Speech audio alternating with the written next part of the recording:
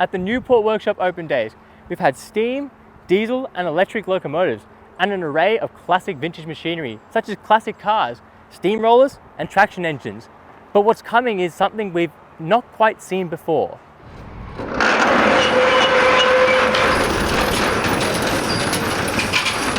And it is Victoria's most unique passenger rail vehicle, passenger mail motor RM74.